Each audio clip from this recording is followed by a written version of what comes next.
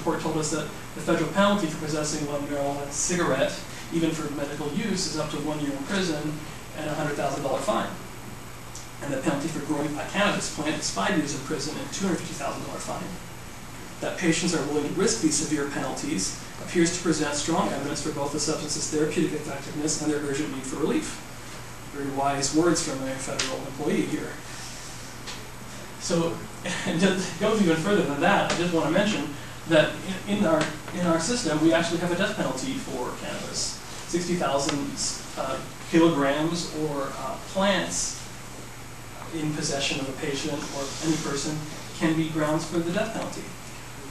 That just shows you kind of how divergent in our society. We have one state-level system that sees cannabis as life-affirming medicine, and in the same system, it's the same. It's grounds for application of death. So, another picture of a patient who was dragged across a U.S.-Canada border to face medical marijuana charges in California. Here he is at the King County Jail.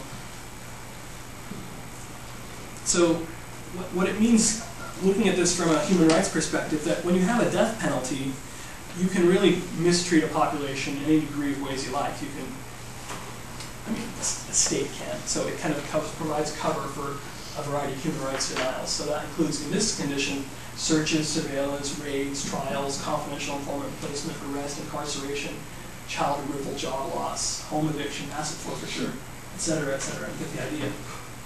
So I wanted to know how prevalent these types of substance enforcement procedures were in the patient population I was looking at. So I asked this question: do you feel any distress related to the criminality of marijuana in federal law? And they gave them a 5-point ability to answer that. So one patient says, extremely I feel that distress. As someone who wants to grow while having Section 8 housing, it is stressful. Also volunteering with local cannabis clubs causes fear of arrest, loss of housing, and benefits. Another patient says, extremely, marijuana in the state of Washington is legal for patients like me, although illegal federally. Would you be nervous? Yes, I'm very nervous. Some patients made jokes about it. Oh, a little bit. Cops get wild hair up ass and bust patients just to be asshole, laugh out loud. Yeah, it's interesting to see the range of ways that patients would respond to this. And I can show you talk more of these later. Some patients had no distress at all. I'm not concerned with offense. Some patients were quite convinced with their cultural life of relationship with substance. Marijuana has been a part of my life and my family's recreational medicine for a long time. I feel 100% just, regardless of what the legal system may say. So it's interesting to see that range.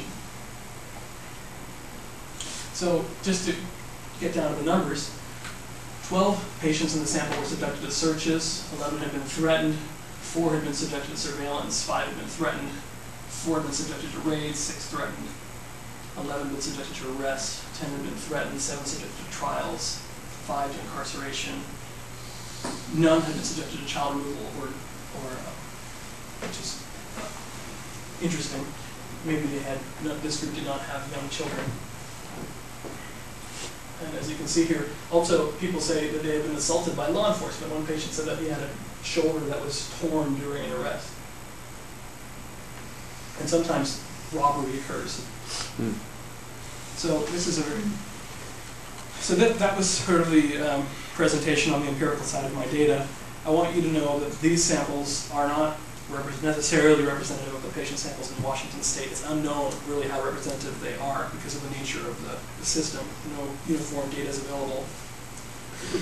In the first study, this could be part of the biases of a physician practicing medicine in a certain particular way for certain pain conditions. And the second study, these patients could have been just all interested in that one type of plant genetic resource, and if I had sampled other patients, it could have been a completely different response, unknown. And there's, of course, bias, because patients are already receiving care under a physician to receive this treatment, so they're going to be biased towards finding beneficial results for it. So that's why it's important to have some controls. But the studies were important to at least take a snapshot, a picture of what's going on in the system, so you can get some ideas for further studies. Where do we go from here? The Supreme Court of the United States heard a case called Ashcroft versus Rage. And that case, they decided 6-3 that the federal law would supersede the state laws on medical marijuana states. But then that case was remanded back to the Ninth Circuit Court to finish some specific cases, and those judges wrote that for now federal law is blind to the wisdom of a future day when the right to use medical marijuana to alleviate excruciating pain may be deemed fundamental. Although that day has not yet dawned, considering that during the last 10 years, 11 states have legalized the use of medical marijuana, that day may be upon us sooner than expected. This is the prognostication from federal judges of the Ninth Circuit. So, in the meantime, we deal with a system of structural violence. And this is a term I'm borrowing from Paul Farmer, who borrowed it from Johann Galtung. There's a long tradition of looking at structural violence, and the key thing to look at here in a clinical perspective is that these systems are basically invisible. I mean, they're really so set in the way that we understand the world, so ordinary, they seem like they're just sort of happenstance. But the particular social structures are built into this way to basically mete out social injustice to certain populations in the United States and around the world. One way to try to make claims against this system is through the right to health. I believe that this is an important human right that more health professionals should take a stand on, and these can include things like the right to control your health and your body, and the right to an equality system of equal opportunity to health. It's not an equitable system when only 4 patients in the United States receive a botanical supply of cannabis, but the others do not. And there's particular violations that have been enumerated in international law, and I think it's interesting to note that states are violating the right to health when they have an obligation to refrain from prohibiting or impeding traditional preventative care, healing practices, and medicines. And they're in violation when they deliberately withhold or misrepresent information vital to health protection or treatment, and suspend policies and laws that people have enacted. So these are some types of avenues that the human rights discourse can carry on in this arena. And from a social substance control level, I think it would be preferential if we move towards the British Columbia model of substance use, recognizing that all substances have a spectrum: beneficial use, non-problematic use, problematic use, all the way to chronic dependence. And right now we have a digital model, black or white. Either use is abuse. But this system is more akin to what social science and pharmacologists have been talking about with regards to psychoactive substances. So thank you for listening. I'd like to give a few acknowledgments to the UW Geography Department Medical Scientist Training Program for allowing me to conduct research in geography, medical geography, National Science Foundation for giving me a graduate fellowship to conduct graduate studies, the National Center on Complementary Alternative Medicine, who gave certificates of confidentiality, the law offices of Douglas Hyatt, who's here somewhere, for giving me legal advice on how to proceed with the approval process for this project, and the communities of care for Cannabinoid Botanicals in Washington State, who, without their cooperation, none of this would have been possible. So, thank you again.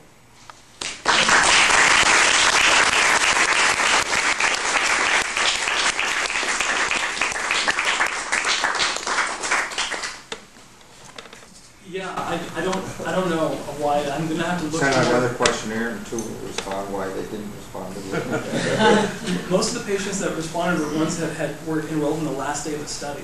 So I don't know if maybe the other ones forgot about it, or they were all chronically ill. They had a variety of illnesses. One had HIV, one had MS, one had some major traumas. So it wasn't like illness specific, but it was. They all did have certain types of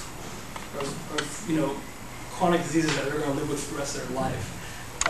And so maybe I'm not saying that other patients in the sample didn't have that, but I can't really quite find yet anything that distinguishes them. Maybe age, maybe race. I'll have to look more carefully. Yeah. What was your mechanism for retrieving the surveys? The surveys? Did they bring back their appointment? They mailed them back to me, to the department. I gave them a self-addressed stamp envelope. And I told them they could either drop it back off at the site that the study they were recruited, and then those folks would then mail them to me in batch, or that they could directly just drop them in the mail. I just wanted to mention I was humored at one point. I didn't find it overly humorous in any other points particularly, but why should humor be a part of it necessarily? But I was wondering if you knew the meaning of ska, S-K-A. The music? Well, I was looking at the word. There was a woman in one of your photographs who was being prosecuted in the courthouse known as Ska Mania. And I thought to myself,